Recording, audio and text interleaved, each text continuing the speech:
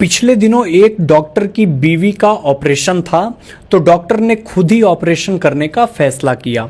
उसने दो lady doctor को सहयोग के लिए बुला लिया। डॉक्टर ने बेहोशी की दवा अपनी बीवी को दी, लेकिन उसकी बीवी बेहोश नहीं हुई।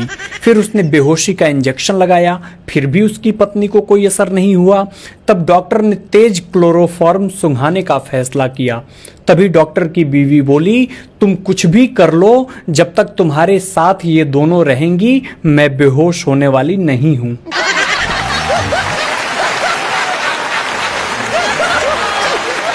देखिए, एक बात कोई नहीं बताएगा, मैं आपको बता देता हूं। जब आपका ब्लड प्रेशर हाई हो तो कुछ देर साली से बात करें, और जब लो हो तो कुछ देर घरवाली से बात करें, तुरंत आराम मिलेगा।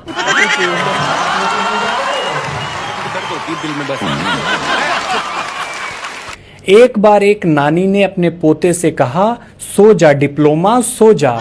तभी पड़ोसी ने पूछा कि बार बार इसे डिप्लोमा क्यों बुलाती हो। तभी नानी ने कहा कि मेरी लड़की कॉलेज डिप्लोमा लेने गई थी, ये लेकर आ गई।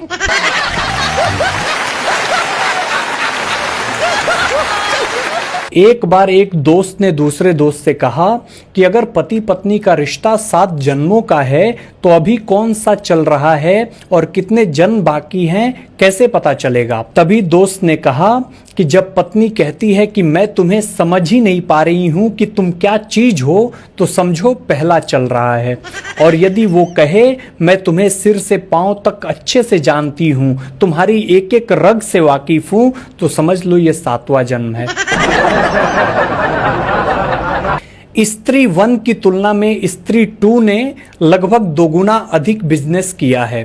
इस बात से यह साबित हो गया है कि लोग दूसरी स्त्री को देखना बहुत पसंद करते हैं। देखो भाइयों, ज्यादा कट्टर होने की जरूरत नहीं है। लोग आजकल इतने कट्टर हो गए हैं कि मैं क्या बताऊं। अभी पिछले दिनों एक कार्यक्रम में मैंने एक से कहा कि भाई कांग्रेचुलेशन, तो उसने मेरे को घूरा और कहा भाजपा चुलेशन।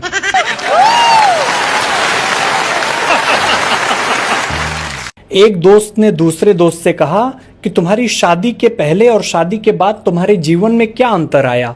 उसने दिल छू लेने वाला जवाब दिया। उसने कहा वो मेरी क्लासमेट थी तो उसका होमवर्क मैं किया करता था। आज वो मेरी पत्नी है और आज भी उसका होमवर्क मैं ही करता हूं। पिछले दिनों गर्ल्स हॉस्टल में आग लगने पर बॉयज हॉस्टल के लड़कों ने मदद की।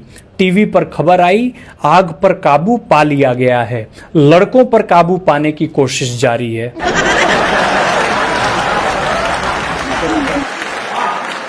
पिछले दिनों टीचर्स डे था। उन अध्यापकों को भी शिक्षक दिवस की बहुत बहुत बधाई दिया गया जो अपने विद्यार्थियों को इतना कूटते थे कि जब तक वो उनके पास ट्यूशन न आने लग जाए।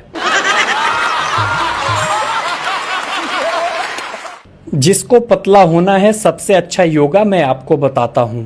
रोज सुबह पानी में नींबू और शहद डालकर पीने से 2 महीने में 3 किलो नींबू और 2 किलो शहद खत्म हो जाता है।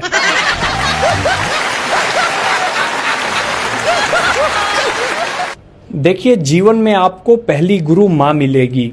दूसरा गुरु यदि देखा जाए तो आपके शिक्षक होंगे, और पुरुष की आखिरी गुरु उसकी पत्नी होती है। उसके पश्चात उसे ना तो कोई ज्ञान की आवश्यकता होती है और ना ही कोई ज्ञान काम आता है।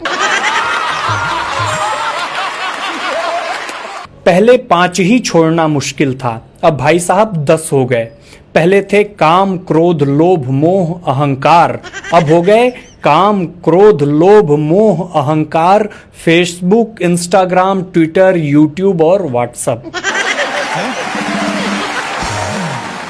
एक बार एक दुखी पति ने अपनी पत्नी के लिए खूबसूरत लाइन लिखी।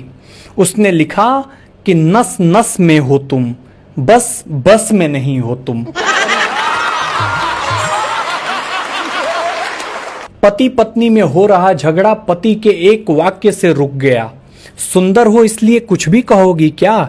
इसके बाद पत्नी ने कुछ नहीं कहा और पति को चाय बिस्किट भी दिया। याद रखिए, हमें रोग से लड़ना है, रोगी से नहीं।